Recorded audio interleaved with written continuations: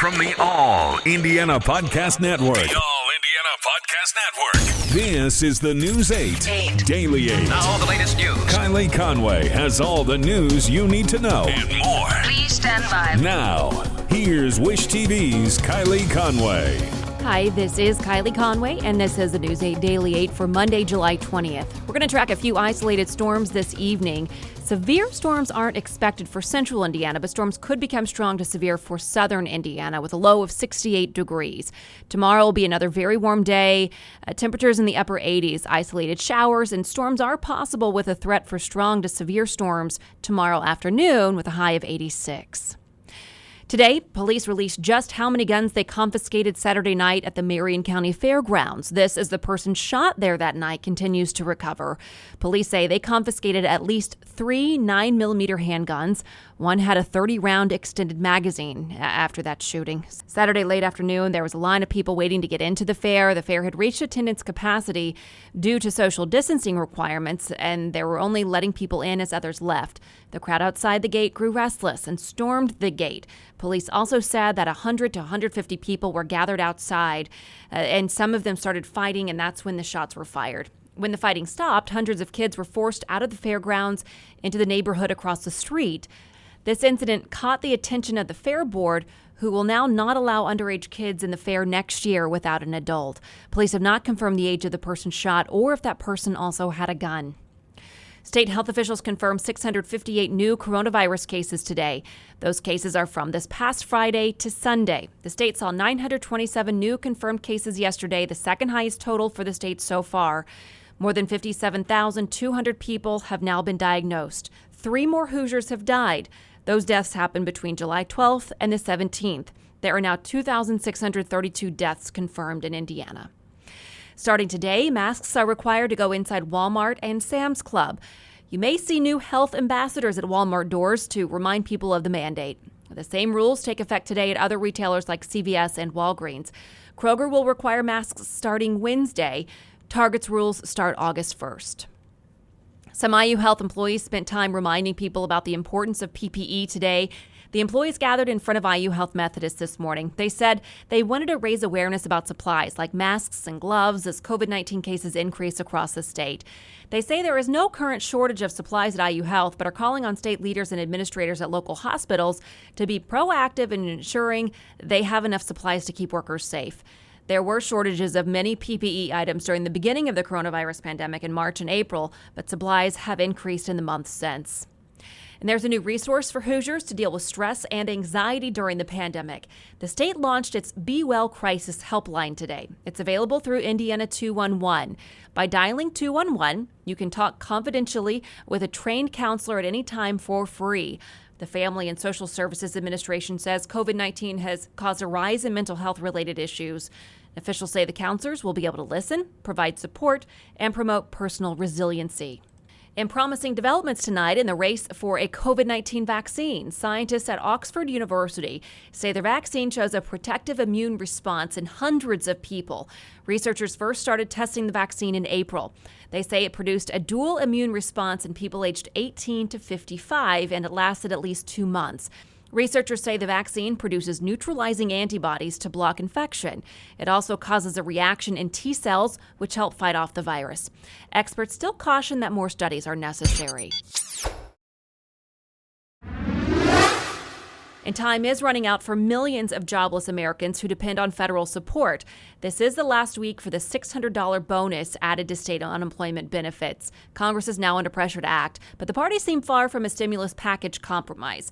Democrats already passed their proposal in the House. The $3 trillion measure, dubbed the HEROES Act, includes hazard pay for healthcare workers, another round of stimulus checks, and more funding for the CDC. In addition, the Democrats' plan extends the $600 a week federal unemployment benefit. Republicans also want to continue to offer federal unemployment support. The Trump administration is looking at a $1 trillion package, including various credits and incentives like a payroll tax cut. And starting Wednesday, Americans will not be able to fly to the Bahamas. The prime minister there said the country has seen 49 cases since it reopened to international tourism this month. Most visitors have come from the U.S., many from Florida. Meanwhile, New York City moved to what was supposed to be the final phase of its reopening today. Indoor restaurant service is still banned, and malls, museums, and movie theaters are still closed. Phase 4 does allow more outdoor activities, and media production companies can resume work.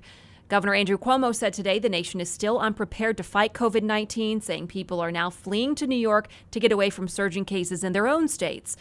Governor Cuomo headed to Savannah, Georgia today to help local leaders with their outbreak. Delta Airlines is stepping up its safety procedures. If you can't wear a mask on a flight for medical reasons, you'll be required to undergo a medical screening. Delta says those passengers should actually reconsider traveling altogether, but if they do want to fly, they have to fill out a virtual consultation over the phone. Delta will then decide if the passenger is fit to fly without a mask. The House today stood for an emotional moment of silence for Georgia Representative John Lewis, the civil rights icon who died last week from pancreatic cancer. Speaker Nancy Pelosi gavelled the House to order, calling on all who loved John Lewis, wherever you are, rise in a moment of silence in remembrance of the conscience of the Congress. Several people wept as the House stood in silence, heads bowed. When Pelosi tried to move on, those gathered interrupted with sustained applause.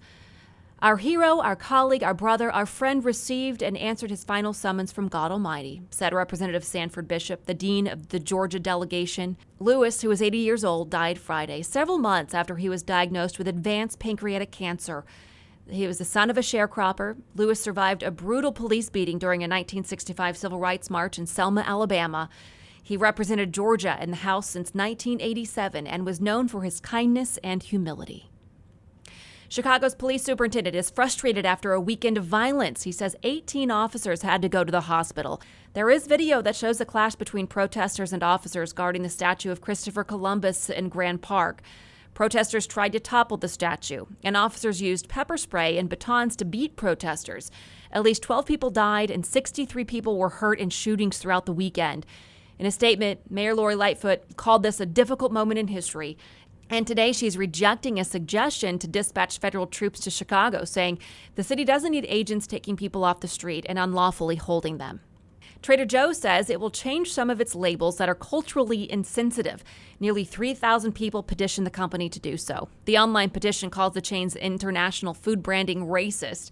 It cites Trader Ming's Arabian Joe, Trader Jose, and others. Trader Joe says it's already in the process of updating order labels and replacing any variations with the names. The company said its approach was rooted in a lighthearted attempt at inclusiveness, but that it's had the opposite effect.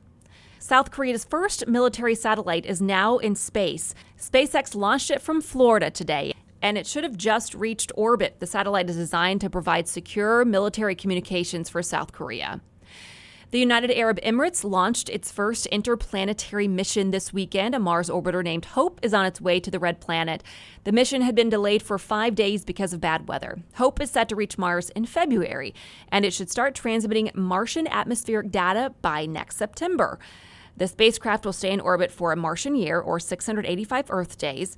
The UAE hopes to build a human colony on Mars by 2117.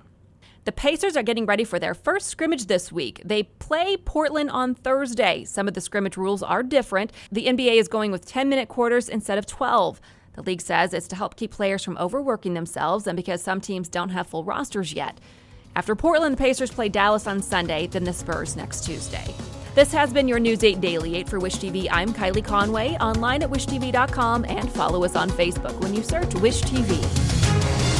Check out more podcasts from the All Indiana Podcast Network now at allindianapodcastnetwork.com. allindianapodcastnetwork.com.